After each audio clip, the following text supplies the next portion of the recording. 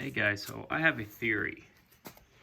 After testing the the low pressure switch for the clutch that's connected to the evaporator, after testing the harness that connects to the new AC clutch, after testing the continuity of the clutch coil, and all checks out, but still, however, the clutch not engaging. I came up or thought of something.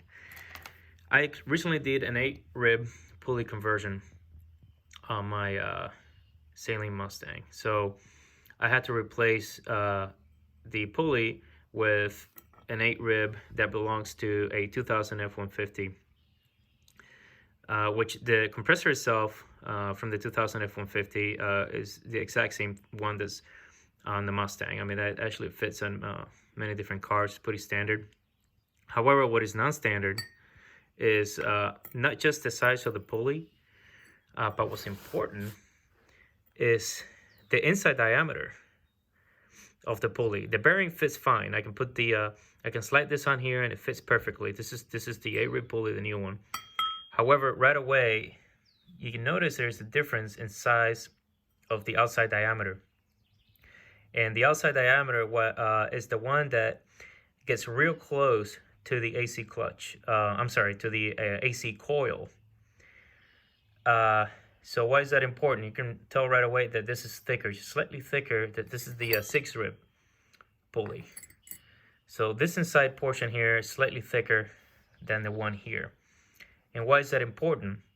Well, the entire system works off of magnetism. So if you engage the AC clutch by turning on or putting demand on the system, trying to turn on your AC inside the car, and you go back under the car and just take a metal tool, could be a ratchet, anything like that, and you actually touch the metal clutch, it'll stick, because that's essentially what's happening, is that the coil that this is connected to, this is the coil here, is a wrapping of just a bunch of wires, and once you run a current through that, it creates a magnetic field, essentially making it a magnet. And that's how this system works. So the pulley right here, once you slide it onto the compressor, the clutch coil, this black piece here, fits in between this area here. And if this thick, this outside diameter thickness here, I guess it's too far away from the coil, it may not, I guess, conduct that magnetism well enough to essentially make the clutch engage. So the theory is that with the connection that's actually a lot better near the coil, it makes the entire pulley essentially a magnet, and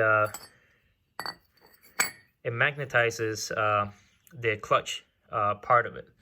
So this is the 6-rib clutch that came with the pulley that was on the new compressor. So essentially what happens is this sits on here like a pancake. These are the shims that come automatically inside here to essentially create a gap, an air gap in between the clutch and the pulley, so that it doesn't engage all the time and it's not rubbing. So it only rubs when it engages. So there's a bunch of shims in here. Anyways, when you flip this and you put it on top like that, the entire pulley is magnetized. And I think what's happening is that because this one is not close enough to the clutch coil or the magnet, it's not magnetizing the entire pulley completely. So it's just not essentially generating enough force to pull the clutch and make that pancake contact in between the clutch itself and then the pulley. So what I'm going to do is I'm going to reinstall the 6-rib on there, and I'm going to run the 6-rib belt. I'm going to put the clutch that is supposed to fit the one that came with, And then if it works, then I know the theory is correct, and then I'll report back in a second. Hey guys, it worked.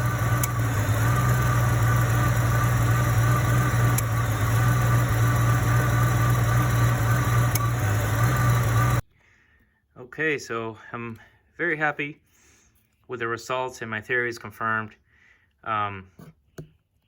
The compressor is working quite well. The clutch is engaging, and so basically that was a self-induced error.